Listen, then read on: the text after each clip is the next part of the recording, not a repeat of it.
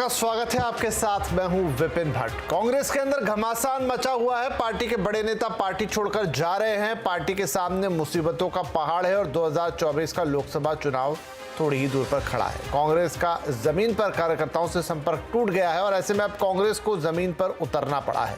कांग्रेस के पूर्व अध्यक्ष राहुल गांधी ने कन्याकुमारी से भारत जोड़ो यात्रा की शुरुआत की है। ये यात्रा 150 दिनों तक चलेगी और श्रीनगर में जाकर खत्म होगी। इस यात्रा के जरिए कांग्रेस जनसमर्थन जुटाने की कोशिश करेगी। भारत जोड़ो यात्रा पर बीजेपी और कांग्रेस के बीच घमासान भी छिड़ गया है।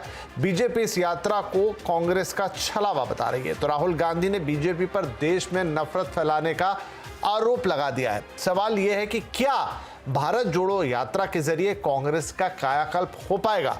आज आवाज अड्डा में इसी पर होगी बड़ी चर्चा, लेकिन पहले ये रिपोर्ट।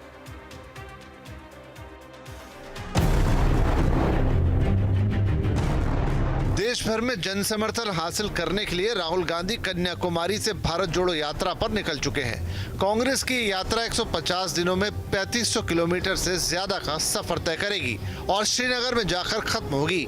भारत जोड़ो यात्रा 12 राज्यों और 2 केंद्र शासित प्रदेशों से होकर गुजरेगी। यात्री रोजाना 20 किलोमीटर से ज्यादा का सफर तय करेंगे। यात्रा शुरू होते ही राहुल गांधी ने बीजेपी और आरएसएस पर हमला बोल दिया। Today, every single one of our institutions is under attack by the BJP and the RSS. The BJP thinks that they can divide this country. They can divide this country along religious lines. They can divide this country along its languages. This country cannot be divided. Congress की भारत जोड़ो यात्रा पर BJP ने चुटकी ली है। BJP इस यात्रा को छलावा बता रही है। बीजेपी का कहना है कि देश पहले से ही एकजुट है। राहुल को अपनी पार्टी को एकजुट करना चाहिए। जो अपनी पार्टी को जोड़ नहीं सके वो भारत जोड़ने निकले और जो अपने को अपनी पार्टी से भी नहीं जोड़ सके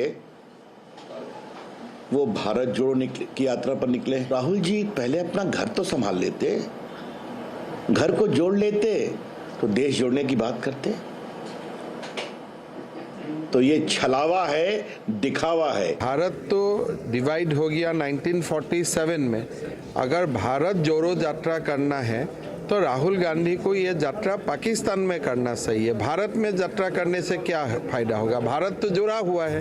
हालांकि कांग्रेस बीजेपी के बयानों को खास तवज्जो नहीं दे रही है। कांग्रेस का कहना है कि बीजेपी नफरत की राजनीति करती है।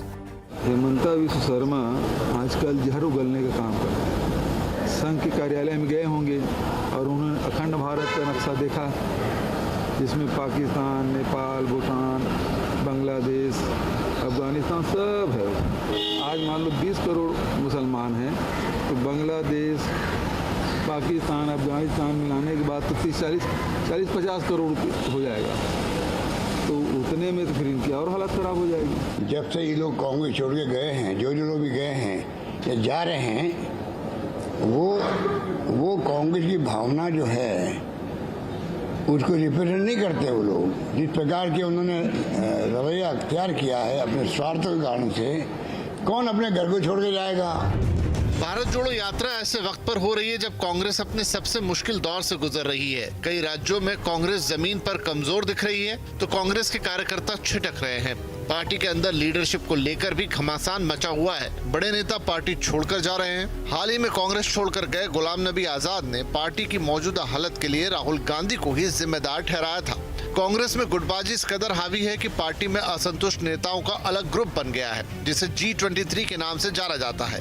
ये नेता कांग्रेस संगठन में बड़े बदलाव की मांग कर रहे हैं। कांग्रेस के सामने चुनौतियों का पहाड़ है और 2024 में लोकसभा का चुनाव भी। ऐसे में क्या भारत जोड़ो यात्रा कांग्रेस की किस्मत को बदल पाएगी? इस यात्रा के जरिए राहुल गांधी को रीलॉन्च करने की तैयारी है या फिर 2024 के चुनाव से पहले इसे कांग्रेस की नेट प्रैक्टिस माना जाए? तो चलिए आज इस भारत जोड़ो यात्रा पर करेंगे चर्चा। हमारे साथ चर्चा में शामिल हो रहे हैं कांग्रेस के प्रवक्ता आलोक शर्मा, बीजेपी के प्रवक्ता तुहिन सिन्हा, वरिष्ठ पत्रकार विनोद अग्निहोत्री, वरिष्ठ पत्रकार हर्षवर्धन त्रिपाठी और CSDS के प्रोफेसर संजय कुमार। आप सभी का बहुत बहुत स्वागत है। पहला सवाल आलोक जी आपसे ही, और ये सवाल हो सकता है आपको लगे कि मैं क्या पूछ रहा हूं, लेकिन मैं पूछना चाहता हूं कि ये ओरिजिनल आइडिया इस यात्रा का, भारत जोड़ो यात्रा का, किसका था कांग्रेस के अंदर? क्या ये खुद राहुल गांधी का आइडिया था या फिर किसी और ने दिया? देखिए, मुझे लगता है जैसा आपने कहा कि मैं पूछना चाहता हूं किसका आइडिया था, मैं भी थोड़ा सा पूछना चाहता हूं। आज इतनी इम्पोर्टेंट यात्रा कांग्रेस की पॉजिटिव नोट पर है और इस तरह का प्रोमो CNBC आवाज़ जो है ये चला रहा है। टॉपिक ही बदल देते, आप यात्रा पे कर ही क्यों रहे थे डिबेट आप? दूसरा मुद्दा ये है कि आपने सवाल जो पूछा कि यात्रा का आइडिया किसका था, ये आइडिया पूरी कांग्रेस पार्टी का है। ये उदयपुर में जब चिंतन शिविर हुआ था वहीं से तब से आइडिया निकला था। अब आप सवाल पूछें। जी, दूसरा सवाल टाइमिंग का, कि टाइमिंग एक ऐसे वक्त पर जब पार्टी के अंदर खुद बहुत सारे इश्यूज हैं, लोग छोड़ भी रहे हैं, थोड़ी बिखराव की भी स्थिति है, स्पष्टता नहीं, और ये सब इसलिए नहीं कि ये आपकी पार्टी का अंदरूनी मामला है। पार्टी है किसके लिए? पार्टी जनता के लिए है, देश के लिए, उनको भी दिखता है ना।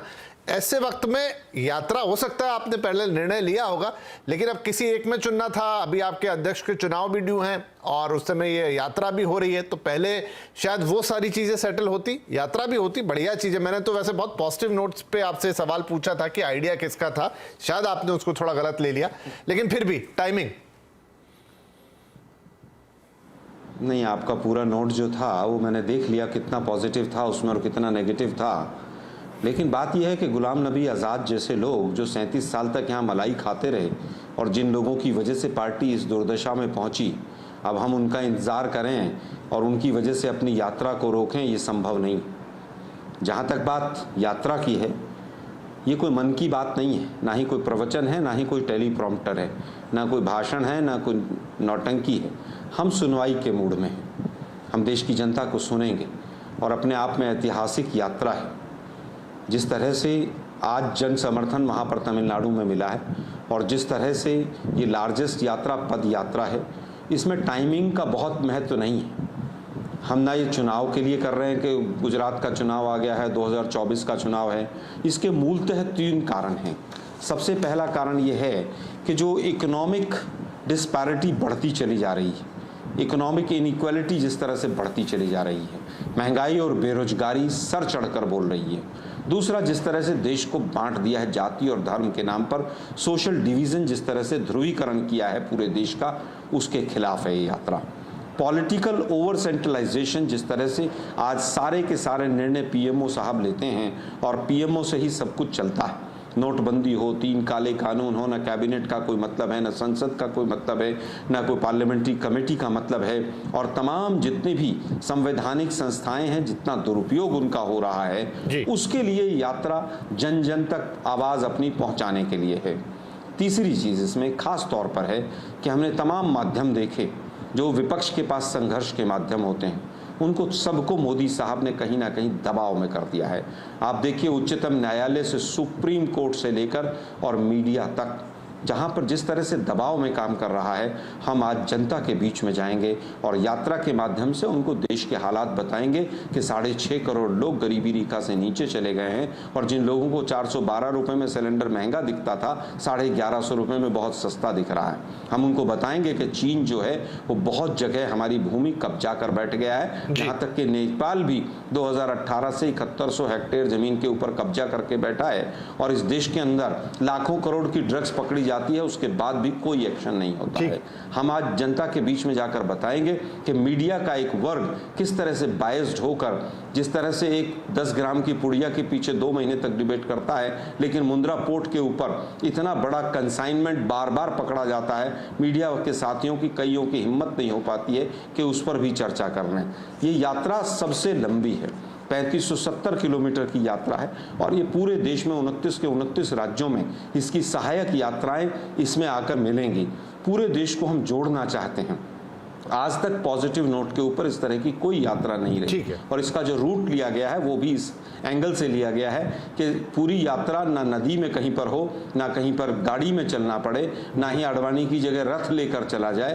पैदल यात्रा है, देश की जनता से और देश की मिट्टी से हम मिलेंगे और देश की सुनवाई करेंगे, हम लोगों की सुनेंगे। जिस तरह से मन की बात और तमाम चीजें चल रही हैं एक तरफा, वो नहीं होगी। जहां तक बात है हमारे घर की, मोदी साहब से पूछिए ना साहब अब जरा कि 28 पार्टियां थी 2014 में, आज एक भी साथ नहीं। हमारी चिंता मीडिया के कुछ साथी भी थोड़ा सा कम करें तो बेहतर है, देश की चिंता करें तो ज्यादा अच्छा है। जी ठीक है। नहीं, मीडिया अपनी तरफ से नहीं करता, मीडिया क्योंकि देश की बात करता है, लोगों की बात करता है, इसलिए चिंता करता है। खैर, ये आपका